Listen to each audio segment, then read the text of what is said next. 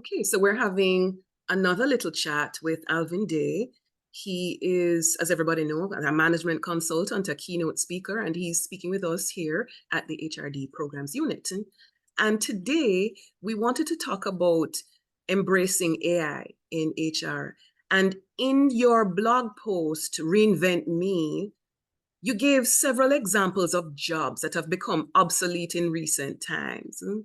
And quite worrying for me is that you listed several that I would have thought called for higher order thinking. I am with a university, so I'm obsessed with that kind of thing. And I would have thought that these higher order thinking programs, these jobs would have been immune. But you have research assistant and you have analyst on your list as being two of the vulnerable jobs. And then I thought about it a little bit and I remembered the movie Hidden Figures. I don't know if you've seen it. And we saw how the job human computer was replaced by the mechanical computer for Taraji P. Henson's character. So I suppose it shouldn't really have surprised me, but it was a little eye-opening for me when I read that.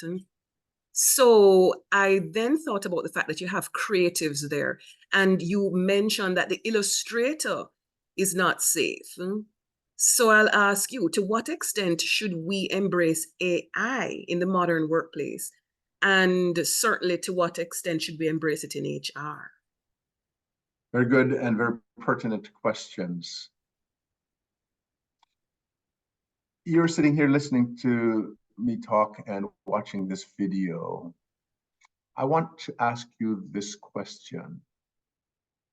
When last did you sit for your computer or pick up your phone and have a conversation with ChatGPT or with Bard or with any of the other platforms that do AI? When last did you type a prompt in?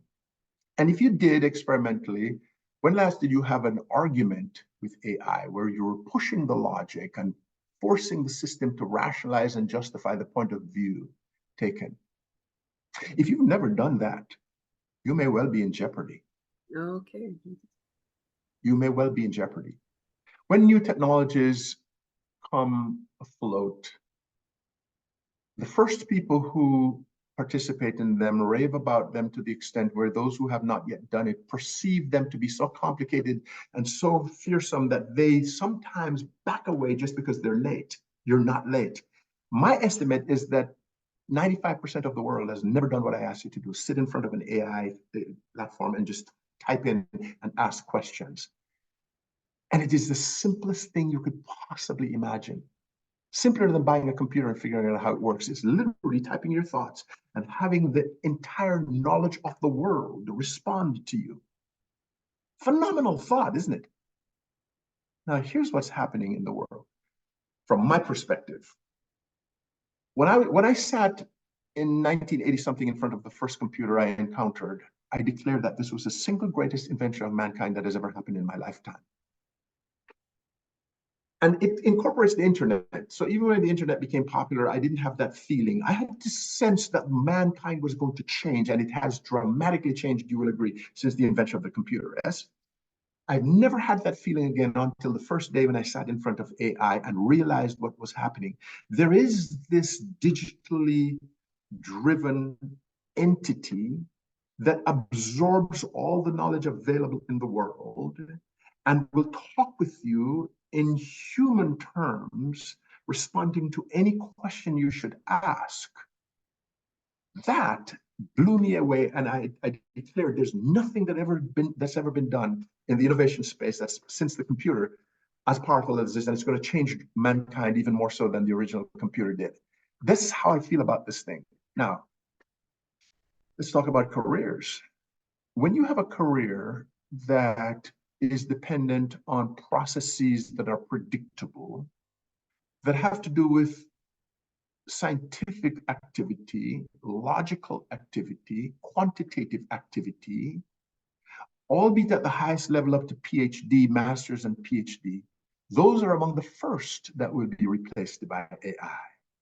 Shocking, isn't it?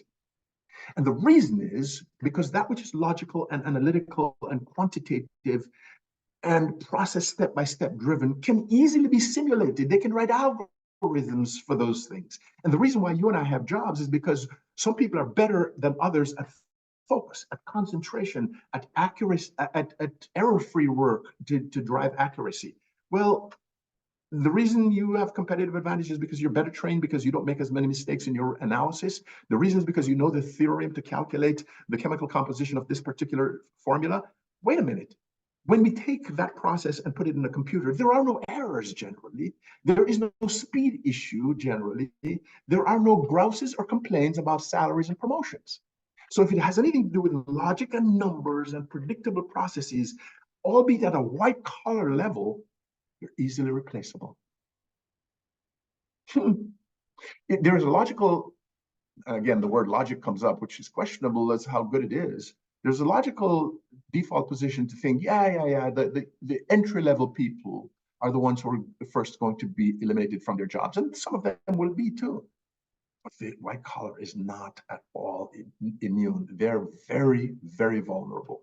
And there are articles that have said that the white collar people are first ones in danger. Now, question is, where do you find strength in terms of sustainable economic value and income? Where you find strength is ensuring that in whatever career you find yourself, whatever technical proficiency you have in terms of qualifications and experience, that you're not doing it at an operational level, that you're actually thinking, that you're actually innovative, that you're actually leading. Let me think about it this way. Let me see if I can express it in a way where you see what's going on in my head. Those practices that have to do with human judgment, intuition, creativity, understanding of how to motivate and stimulate and inspire excellence are not so formulaic that they can build easy algorithms to do them. Subsequently, in whatever job you find yourself, albeit an accountant, which is quantitative, it is necessary for you to be a leader. Leadership meaning understanding how to attract people, to inspire them to work, to help them to overcome difficulties and to feel better about the job and to be more productive. When you are in a space of leadership, then you have greater sustainability and you don't have to worry about the next robot taking your job so quickly. Might come, we don't know.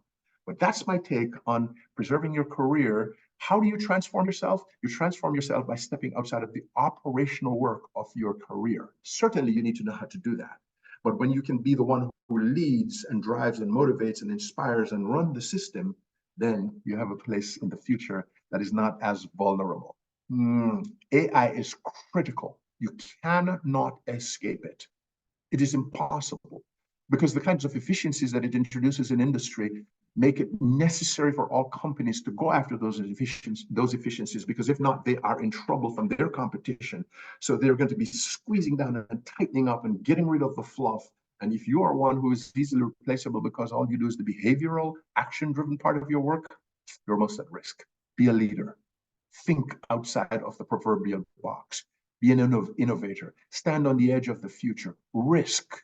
Make things up. Use your imagination. There's a space for you and me if we do that in the future. And of course, as we say, don't be afraid to challenge whatever it is that seems scary today. Because remember, there was a time when computers were scary for people. I don't know if you remember Star Trek. Did you ever watch Star Trek?